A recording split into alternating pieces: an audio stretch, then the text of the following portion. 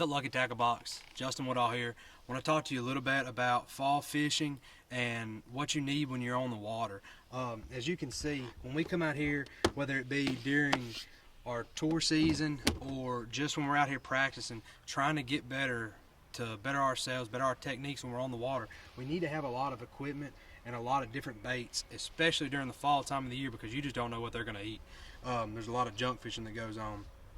One thing I really like to throw during the fall is a bigger worm or another type of soft plastic, whether it be a brush hog or something of that nature. But that's why you have all this stuff. That way you have your bases covered for whatever type of pattern you find the fish to be on.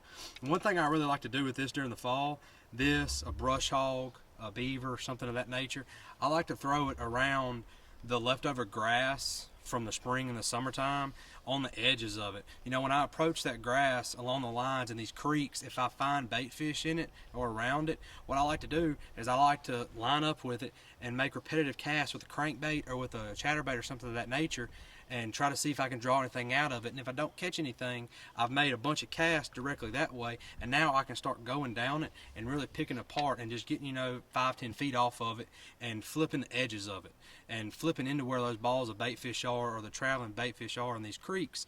And you seem to have a lot of good hookup ratios, because during the fall the fish are not really back in the thick stuff as much as on the outside trying to chase these schools of shad and bait fish and stuff.